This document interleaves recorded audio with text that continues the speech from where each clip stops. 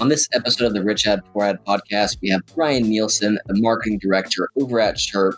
You may have seen their ads of guys popping their bags. This sounds really good. I'm probably about to buy one myself. But these guys are spending well over seven figures, every single year, doing absolute damage on the creative side of things, the scaling, how they perceive price and value, how they're boosting their LTV. There is just so much going into this one. So, if you're a fan of how a business came from, 0 to 100 real quick, you want to tune in because there are some golden nuggets in this bad boy. People are like, well, what's your budget? Like, is it like you have $30,000 a month on a budget? And I'm like, no, I have infinite money a month as long as I get a return on it, which, it totally makes sense. Like, if you knew you were going to get a 3x return, like, I'll put $1 trillion into that thing like that. I'm going to get a 3x. So, but how I can control that has really just been down to like a scientific method of like, okay, I need to trust the past of what I've been able to do with the creative. And I need to be able to try to forecast accurately. Okay, when I start pushing things above a certain level of spend, where does it go? What happens to my return? And so I built out a sheet.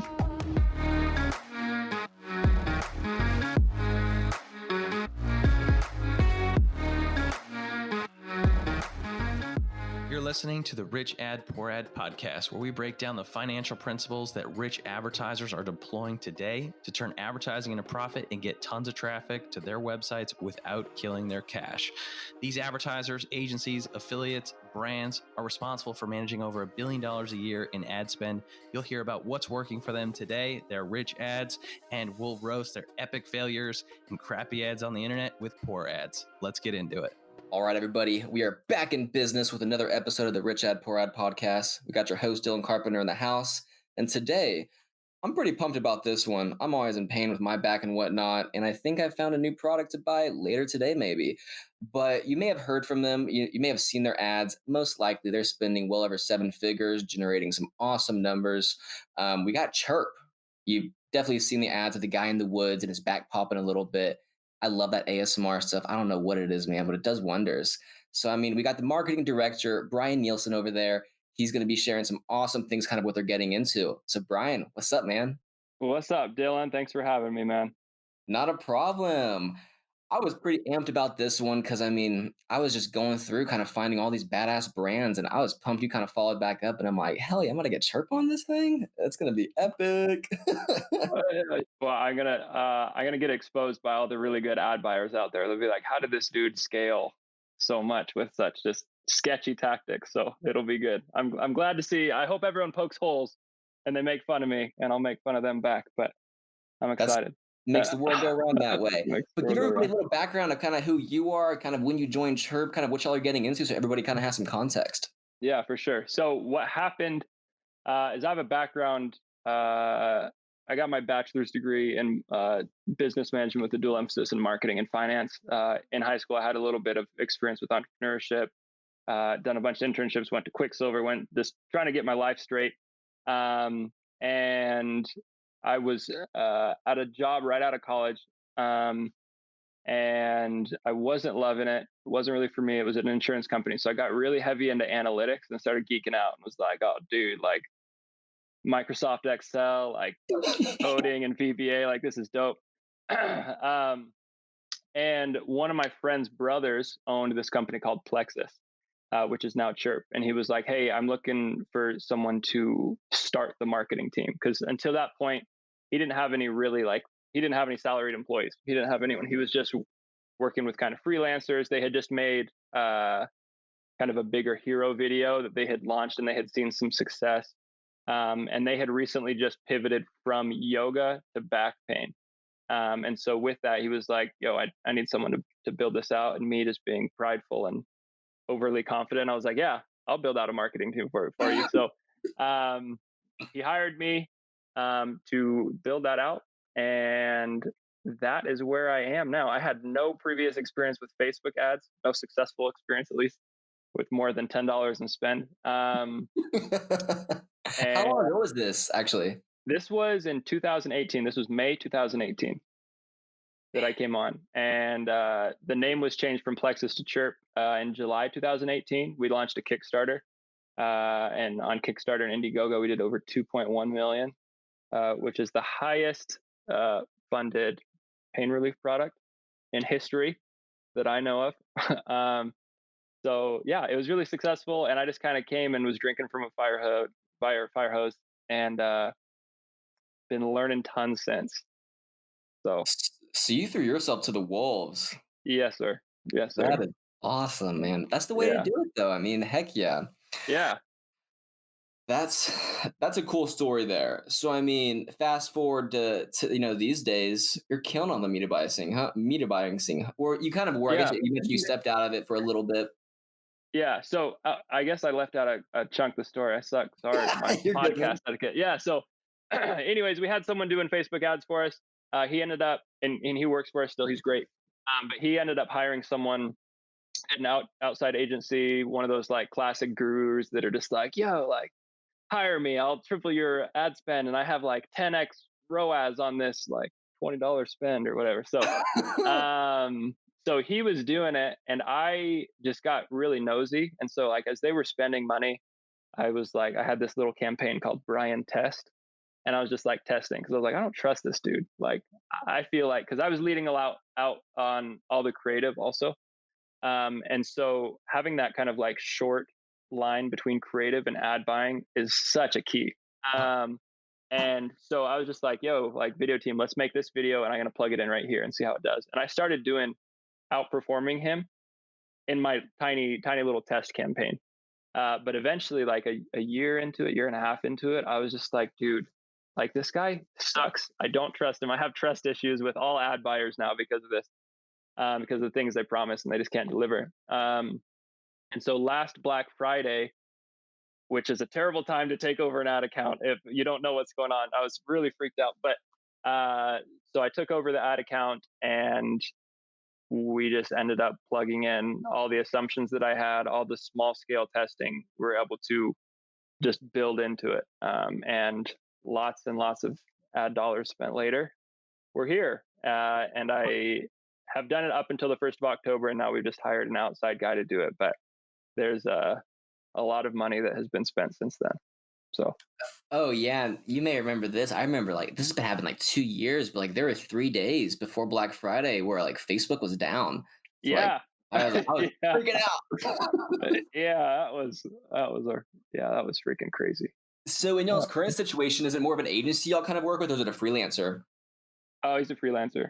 He's That's yeah, yeah, way he's a different. buyer at a bigger company and has a lot of he's like in on all the big Facebook sales calls, and so he's got pretty good ends there, and so Heck yeah, someone I man. trust. Yeah.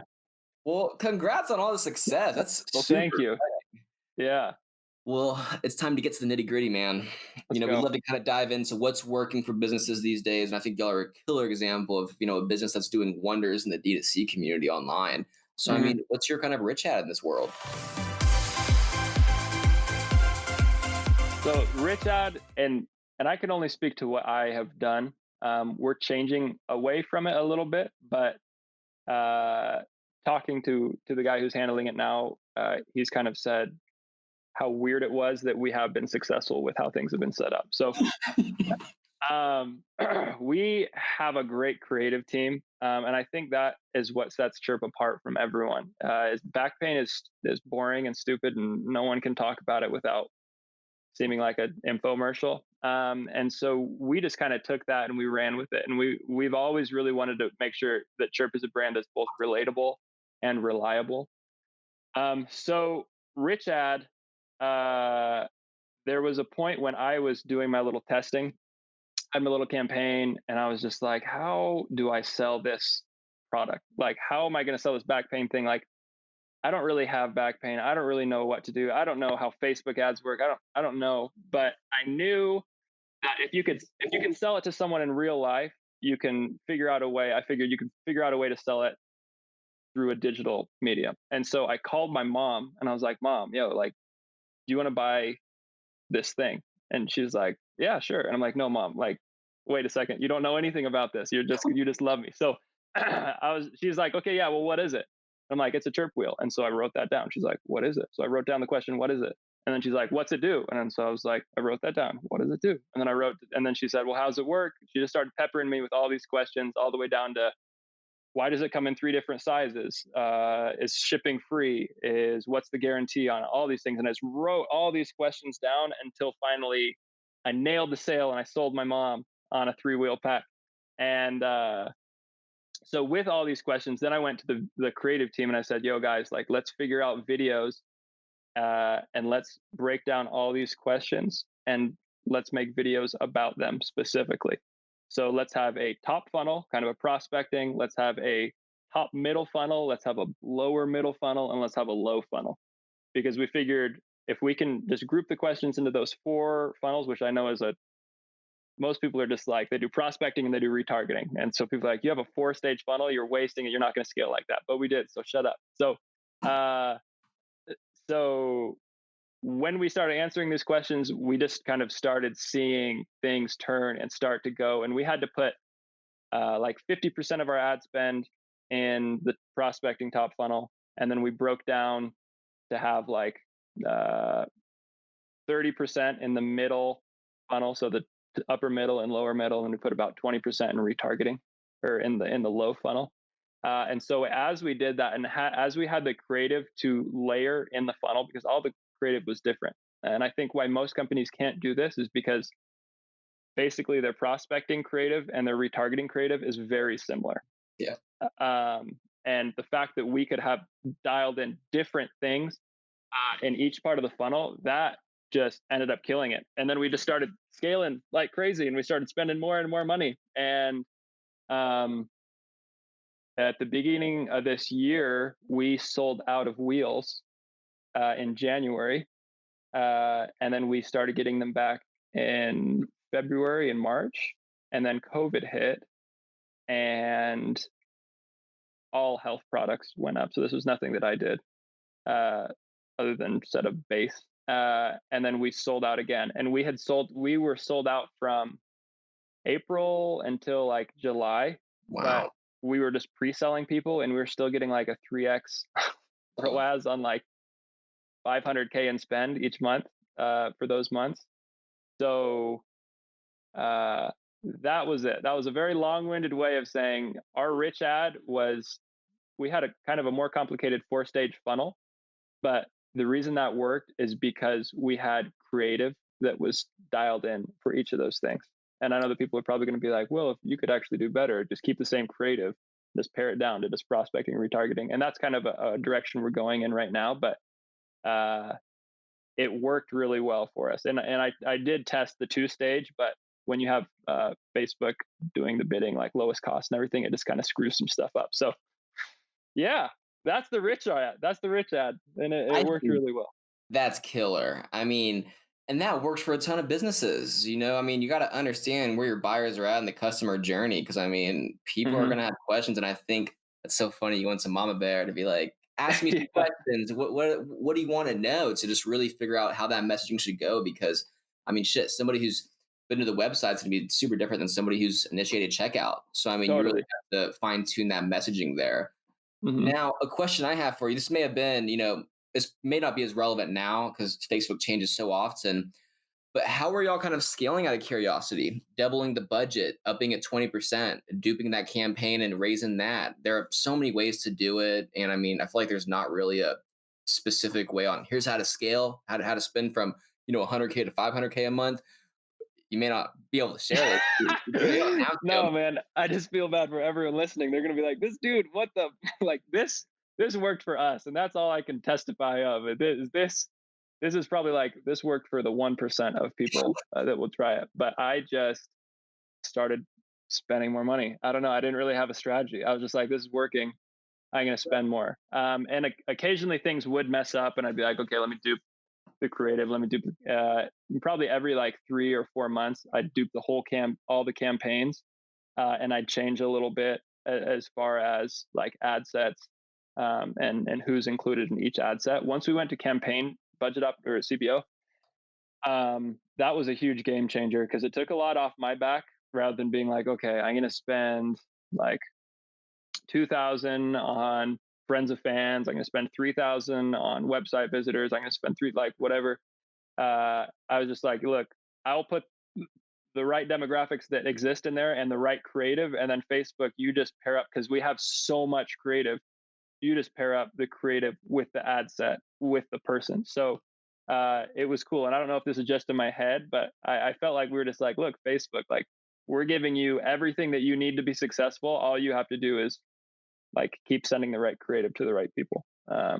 Oh, the algorithm's way smarter than any media buyer out there. Yeah. I don't care what anybody says. Yeah. I mean, it's Yeah. funny 'cause some of the campaigns I have one campaign at like 10K a day right now, and it's zero targeting, broad 24 to 64, maybe Yeah. with creative assets in there, and I'm just like, go crazy, Facebook. And it works, which is, it's just like, oh, this is great. Facebook. How many Yeah. creatives are y'all testing actively? Before you kind of find one that just really hits that spot. Um, let me, we have, oh gosh, we, it's like in the hundreds, like easily in the hundreds. Actually, not easily in the hundreds. Probably in the hundreds uh, of different things we have because we'll try to have our video. We have two videographers and they'll make several videos a month, and then of those videos they'll chop them up to different things, along with videos that we've seen that are successful that are just kind of like our core videos, like you mentioned, Clayton, the bigger guy rolling out in the woods. You have the bubble wrap test, which that's another key for success is if you can show your product working rather than just tell someone about it. That's great. But yeah, lots and lots of creative, like Makes sense. overwhelmingly an amount of creative. Yeah. I feel like it's y'all's fault partially because I feel like I saw the ad of the guy's back popping, and I just go down rabbit holes with chiropractors popping people's necks, and I just it's so weird, but it's so appealing. So I feel like it's Oh Chirp's yeah. fault. Like I get hit by all these on my Instagram feed now. Oh yeah. Oh yeah. That's It's our fault. We'll take the that's blame. killer, man. Yeah, very different way, but I mean, it's never a one size fits all. So I mean, hey, if it works, fuck, Yeah. just throw some fuel in the fire. Exactly. And it was, I mean, it was a little bit more technical than that, but because I'm not like in it. Like I'm not an ad buyer's ad buyer, you know, I'm a sketch bootstrapper's ad buyer.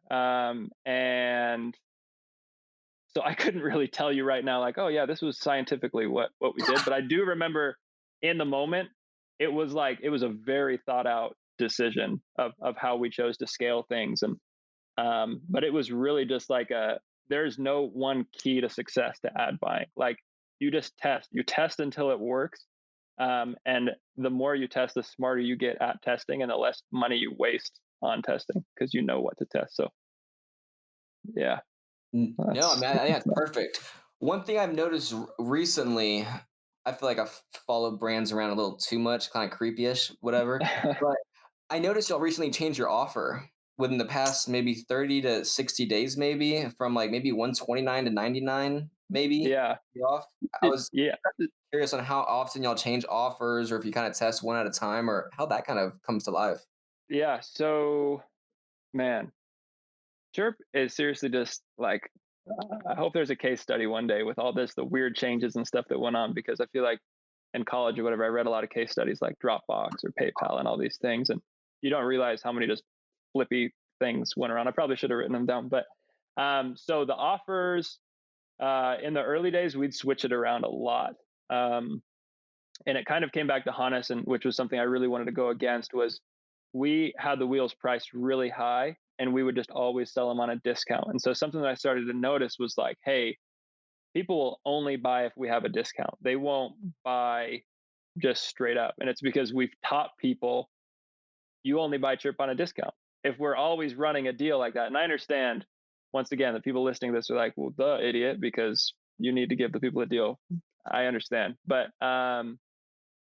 just too much of a deal too often, it would just kind of train people to buy on price and not buy on value. And so with the creative, we really, really tried to amp that value, um, and it has paid off. So, but we did mess around with the price. All the wheels individually, if you were to buy them, they're at 165. So, but for a long time when we came out with the Chirp Wheel Plus, it was priced at 120. The beginning of this year, we had a sale that was supposed to be for March Madness. Rest in peace. And uh, um, it was supposed to be a good deal, closer to 100, but not quite 100, because 100 was in the past. Like that's our Black Friday thing, is $100. But then when COVID hit, and we're just like, shoot, like people aren't going to have money, and more people are going to be at home with back pain. Uh, it was really probably the most genuine, like, hey, let's just hook the people up with a good deal of $100. And not only is that like a good marketing play, but it was also just like, hey, like let's just hook the people, like let's do a good thing for people. We're still making money on it, and once you get under the $100 threshold, you get a whole new set of people. Just like when you get under 75 or when you get under 50, it's just a certain mental block. If you're like, oh, it's under $100, I don't have to ask my wife if I can buy this. So we've actually been running that since March. But yeah, so yeah, we've No, been running that's it since March. killer. And go find the deal at gochirp.com, y'all. Yep. Hunt for the deal. Don't worry about the value. Yeah. Yeah. Well, man, this is freaking interesting here. This episode is brought to you by Funnel Dash's Ad Card, the only charge card exclusively for your digital ad spend. And if you're an advertiser spending tens of thousands, if not hundreds of thousands of dollars a month on ads, and you're in e-commerce, and you're looking for more capital or credit to scale, then you're probably familiar with solutions like Shopify Capital, Brex, and ClearBank. The problem with these solutions is the cost of capital is expensive, and they take a percentage of your revenue.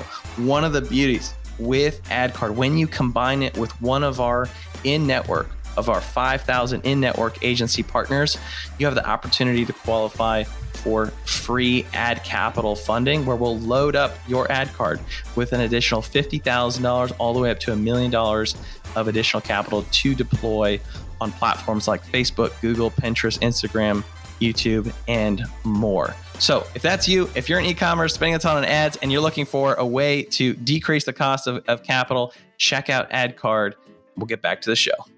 So, of course, that was quite a rich ad segment. Now, when it comes to the poor ad, we love to, showcase we're not all perfect. We all test. What percent of tests actually works? 20, maybe 30%. Let's be real. So, I mean, what's y'all's poor ad in this Chirp world?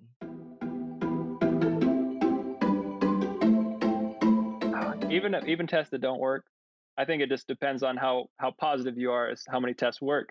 I'm positive, man. We never have tests that fail. Now, so our poor ad, it's not necessarily an ad as much as we have not been able to find products that pair super well to upsell on the back end with the Chirp wheel. LTV. Yeah. So we have, and which is weird, is that we easily break even on our prospecting for like, and I know that a lot of people, they're just like, yeah, like even with Facebook ads, I'm cool if I just break even because we have such a good LTV. And I'm like, we can't do that. Like we need to kill it. And so it's really just been the back end products, and we're still or not searching really anymore. We have some tests coming up. So by the time this comes out, we should be out with our new topical gel called Reliviate. Shout out to this thing. It is it's like an icy hot or a deep blue, but it and with supplements and stuff, it's kind of a weird world of things you can say and can't say. But I think I can say that it gives cooling sensations. It fixes your back within 24 hours, everybody. No. Thank you, Dylan. Thanks for saying what I'm not allowed to say. I know that I'm not allowed to say that it relieves your back pain. So I'm not allowed to say that. But yeah, so that's going to be awesome. And honestly, it's a great product, and it's a consumable product, which makes it a great product from a business standpoint. So we have that coming out. We have a third version of the Chirp wheel, which is going to be super rad. It's going to have kind of vibration and heating technology in it, which will be super sick. And that's going to be a higher price point item. So those are just a couple of things that we're trying to do. But for the longest time, like on the back end, we have just been like, buy more Chirp wheels. Like we'll sell them for like, instead of $99, we'll sell them for $60. And honestly, like it kind of works because people will just be like, oh, cool. Like I could give these to my friend. I could give them to my family. I can give them. So it works. It works especially well in Q4. But because we don't really have anything else, it's just kind of like we're just shoving like, here, do more stuff, which works also in supplements. It's like, oh, you bought one supplement, let's sell you 8. And people are like, oh, that makes sense. I'll get through these eventually. But a chirp wheel, we have like a great warranty on it. And so if it ever breaks, like we'll just give you one for free. So there's not really a reason to have multiple sets in your house. Save the planet. Don't buy multiple sets for your house. Buy them for your neighbors. They can kill the planet and fix their back. But yeah, so Yeah, that's I kind mean, of that where makes we're at. sense. So it's more of just, finding other, products that match with, these types of pain points more or less to just boost AOV and LTV that was just kind of having tricky spots with, I guess. Yeah, totally. And last year, this I wasn't fully supportive of this idea, but what we did was we did a big like back end upsell, like it was very gimmicky. Like it made me mad, but we were testing for testing's sake. But I was livid. I was like, this is destroying our brand. But because that gimmicky stuff works on older people who you would think have back pain. If it's like, well, like that's why the freaky infomercials look how they do, but it is the polar opposite for people that are like us, who are like 25 to 35. Like they're like, no, that's cheap and gimmicky, and I'm not going to do this. So we saw a lot of pushback on that. All like comments just turned negative on Facebook, like, everything was going great until I got to this sketchy upsell page on the back end. And so the key to that was really just knowing our demographic. Our demographic is 25 to 45. With the key person is 35 years old. And most people that go into back pain, they're like, oh, I don't know, like 50 to 75 years old. No, like we know who it is, and it's not that. And the messaging turns our demographic away that we really need to go after. So that is also paired up with the LTV of because we need to we're trying to do these upsells. But yeah, that was not a good thing for us. Man, I'm getting some killer highlights over here on paper. I'm like, that's a freaking highlight. That's great. Heck yeah. Well, I mean, it's interesting on the life cycle of the brand. It's not always all butterflies and rainbows. So I mean, it's you got to test, and sometimes Oh the yeah. freaks come out to life. Oh yeah. Yeah. Like before last October, October's never been a great month for us. But last October, like something was going wrong with ROAS, and this is when I started to take over it. Uh, but we had to just completely shut off our Facebook ads and it just like destroyed it. Like we depended a lot on Facebook ads. And last October, like I was scared we were going out of business. I'm like, well, I'm going to lose my job. Like this sucks. And then Q4 hit, and it was like raises for everyone. We're buying a building. Yeah. So Oh my uh, God, the there's flood. there's a lot of roller coaster going on at Chirp, but we're getting better. Startup life, right? Startup life, exactly. Yeah.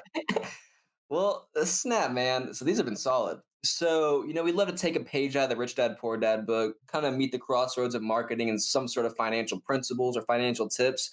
So, what can you kind of share with the audience on your experience there? Yeah. So when I knew this question was coming, um, and financially, the owner Tate Stock, great dude, uh, great entrepreneur, works his butt off. He is like the least risk adverse person I've ever met. Like when you say risk it for the biscuit, like he's like, yeah, he straight up does. Like he and this is a shout out to him. He's still living in the same like apartment that he lived in college like 5 years ago. He drives like a $700 car. He's not like the classic like entrepreneur, like, oh, like I'm like self-made. I just bought a Tesla, and like he's like anti that. He has just reinvested everything into the business, and he has just told me, Brian, like, I don't care what you spend as long as we get a return on it. Which is, people are like, well, what's your budget like? Is it like you have $30,000 a month on a budget? And I'm like, no, I have infinite money a month as long as I get a return on it. Which, I mean, it totally makes sense. Like if you knew you were going to get a 3x return, like I'll put $1 trillion into that thing like that. I'm going to get a 3x. So, but how I can control that has really just been down to like a scientific method of like, okay, I need to trust the past of what I've been able to do with the creative, and I need to be able to try to forecast accurately. Okay, when I start pushing things above a certain level of spend, where does it go? What happens to my return? And so I built out a sheet that kind of just has our spend levels by our ROAS, and then I have our fixed costs built into there to show me like, okay, if I'm spending this much, I need at least this ROAS to cover our fixed costs. And so it does like a little rainbow thing. And so if you build out that sheet, it really is liberating because you're like, maybe we want a 3x ROAS, but maybe at 600,000 a month in spend, 2x ROAS actually is more profitable because you're spending way more. So if you can get that dialed in and you can build that sheet of like ROAS versus spend versus your fixed costs and what you actually need to cover to go by, that's great. And we're in the stage right now of our business to where sales is everything. Like if we want to get into retail, if we want to get uh, deals with these companies to help us flow more organically and not have to spend so much on Facebook, we need to prove them like, hey, the demand's out there. All we need are eyeballs. Because the only reason we're not as profitable as we could be is because we're paying so much for eyeballs on Facebook. And so once you prove that to them, then you move up in a new stage of business. And I think a lot of people get caught up in the, oh, shoot, like I'm so dependent on Facebook ads. Like, how do I get to the next level? Well, you sell more and that will attract bigger people to help you out and flow more organically. And that is where the business starts getting more cushy and not more cushy, more stable and stabilized growth. So uh, Sounds that like helps. leadership was the moving factor for the whole business to keep that momentum going, not getting Oh too yeah. cocky, reinvesting back into the business. So it sounds like, he definitely had his head on straight to really realize where he wants to see this. And hey, Hmm. the first couple of years may be tricky, but I mean, we're gonna build a beautiful monster. Yeah, totally. Damn. Totally. And it's helped. We've gotten a lot of uh, great contacts in retail and other places. We air on Shark Tank tomorrow, which is October 30th. I know this will have aired already, and everyone will know what happens. I can't say, but it happens. So hopefully you guys all know. And then we're on like a Saturday morning spot at QVC this Saturday. So hopefully we're still on QVC when this airs and we're not out of business. But yeah, so it's helped us a lot. We're moving to areas where we don't have to rely completely on Facebook ads. So That's the way to do it. These platforms are getting sketchier and sketchier. true that, man. Well, this has been freaking sick, man. So I mean, give everybody an idea. How can we support you? How can people find you? What's next in the chirp world? If you can share anything cool. Yeah, for sure. So, like I said before, Reliviate, the muscle tension topical. I don't know what I can say still. That's going to be coming out. That'll be out by the time this podcast comes out. Go and try it. It's so good. You'll be able to get trial sizes and just to try them out, and it's killer. You'll see that. Um, Same with the new Chirp Wheel 3 that's going to be coming out next year, hopefully. So go try a Chirp Wheel. I promise you, you'll love it. And if you don't love it, just like send it back. Like it's cake. And I know that's everyone's things, like love it or send it back, but like it is really good. And it's very underrated, and you're going to see a lot more of it. Um, Also, if you play pickleball, go to macawpickleball.com and get a pickleball paddle. That's my own personal thing. That's my shout out, and I deserve that for being on this podcast. So go, go 100%. get Y'all one of heard the it. 100. Y'all heard it here first. The best pickleball, they're great. So, anyways, but yeah, Chirp is killer, and I am super passionate about helping other people. Especially kids that are like in college coming out, because I had a lot of people help me when I was in college. Like the CEO of like Nixon reached out. Like it was really cool. I had to reach out a lot, and I didn't always get like long talks. Sometimes I just got like a 2 sentence message, but it was still helpful. And so I'm more than happy to talk to anyone about um, ad buying, about managing a marketing team, about creating marketing strategy, or starting up a business or anything. I'm more than happy to talk. Um, and you can find me on LinkedIn, Brian Nielsen. Hey, Hopefully. I did, y'all. Yeah. Dylan found us. So this is great. Hey, y'all heard it? Go chirp.com. Go buy some. Well, Go buy some. Brian, man, thanks for jumping on. This has been an absolute blast. Thanks so much, Dylan. I appreciate it. Thanks so much for listening to another episode of the Rich Dad Poor Dad podcast. If you're like me and listen to podcasts on the go ahead and subscribe on Apple Podcasts, Spotify, YouTube, and richadpoorad.com/podcast. And if you absolutely love the show, go ahead and leave a review and a comment, share with a friend. If you do, take a copy, screenshot of it, email me, zach@funneldash.com, show me you left a review, and I'll give you a free copy of the Rich Dad Poor Dad book. To learn more about the book, go to richadpoorad.com. To leave a review, go to richadpoorad.com/review. Thanks again.